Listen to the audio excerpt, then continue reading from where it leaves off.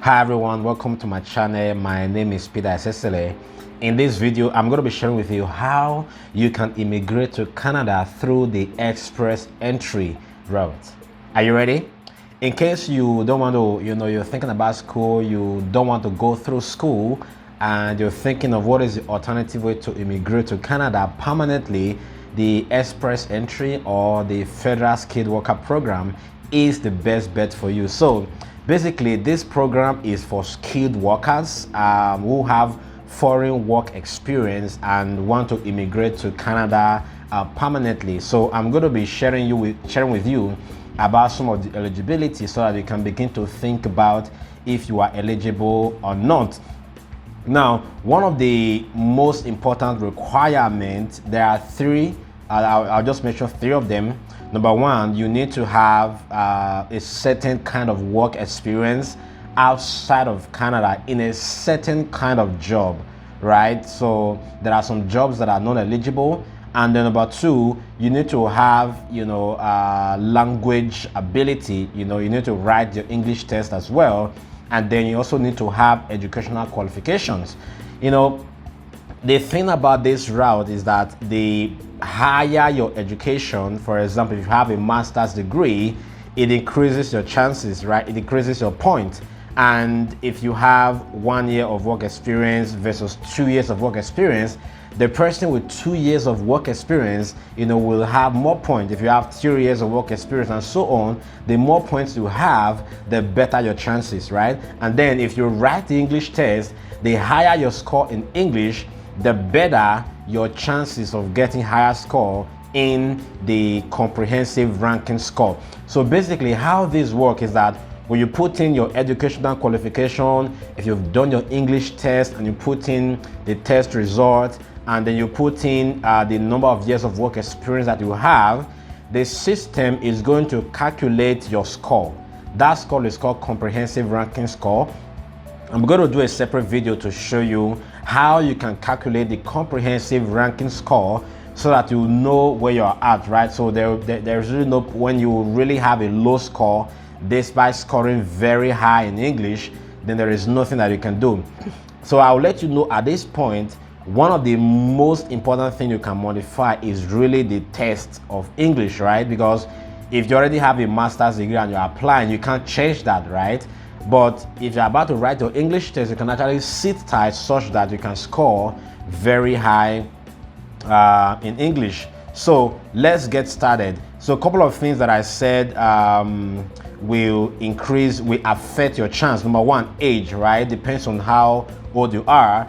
The thing about this method is that the higher your age, it kind of reduces your point as well. Like I said, the education part of it, the work experience you have, and then if you are in, outside of Canada and you are able to secure a job offer in Canada, that also adds to your point. But I presume like 90% of people that are planning to come through the Express Entry route, most of them, they don't have job offer, right? So there's no point really bothering yourself. There are lots and lots of people that have immigrated to Canada without having a job offer. Okay, so break it down one after the other. Number one, skilled work experience. That is the first requirement that I mentioned. Now, this occupation need to be in three different categories. It need to be either in the managerial job, which they classify as skill type 0. There is what Canada call the National Occupation Classification, NOC. They classify your job based on your experience, right? Based on your experience and based on the number of years that you have, right? So managerial experience, right? That is the skill type 0. And then the skill type A, level A, these are the professional jobs, right? For example, you are a chartered accountant, you are a supervisor, you are a senior scientist, all of these are mostly classified as skill type A.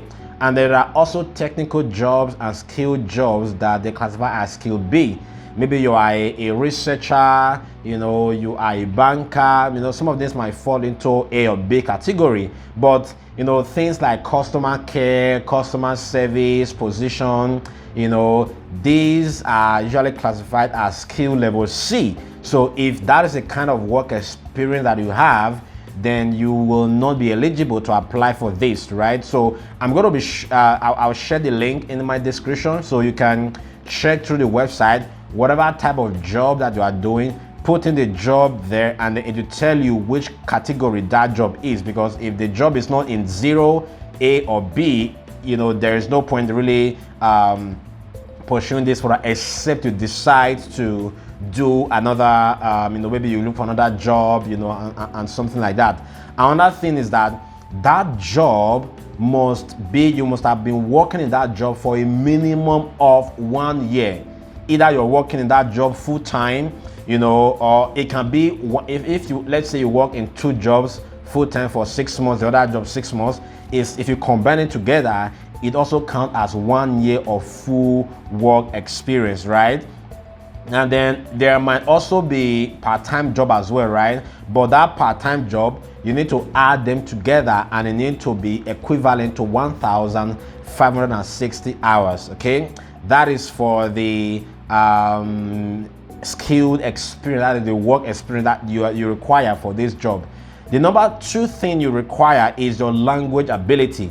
So you must have to take an approved English test or French test, as the case may be, where you will be evaluated for reading, writing, listening, and speaking. And then you need to get a minimum score. They call it Canadian Language Benchmark, CLB 7, in all abilities. When you go to the website, you will see, if you are doing the IELTS, for example, you need to score at least maybe I think 8 in listening, 7 in the other one, to get high score, right? To get, it increases your chances, right? And then if you are taking other English tests, there are also benchmarked as well. CLB, I think CLB 7, right, as well in other tests. So find out if you are doing IELTS, what score will give you band 7, right? If you are taking, let's say, CELPIP or other tests that are available, what types of what do you need to score in each of them for you to be equivalent to CLB level band 7 in all of the ability. And then when you do your English test, the next thing is that you need to open the Express Entry profile. Once you just Google open Express Entry profile on Google, you will see it doesn't take a lot of time, to fill. You fill in all your requirements, right? And the language test need to be valid for for 2. You need to have at least no more than 2 years validity. So if you did the language test in 2018 and this is 2022, there is no way you can use that language test. So it has to be very, very recent, within the last 2 years. Another thing requirement is your education, right? If you did if you have a bachelor's degree, you need to do what they call educational credential assessment, for immigration purpose. There are different agencies that you can use. The most common one, which is one that I use, is the is the World Education Service, WES. The World Education Service, they help in evaluating your education, which means that you send your transcript from your university to WES. You pay, they evaluate your transcript, and then to see if your BSc in your country is equivalent to BSc in Canada, right? If you have a master's degree, you do WES evaluation for you to see that it is equivalent to a master's degree in Canada. Like I mentioned before, the higher the educational qualifications, the higher your points. So if you have a master's degree, you have more points compared to those that have just bachelor's degree. And then that is going to be for the highest level of education that you have. So if you have masters and you want that masters to count, you need to evaluate that masters, so that you can submit that educational assessment when you're submitting your Express Entry profile. Another requirement is proof of funds. You must have to show that you have enough money for you and your family to settle in Canada.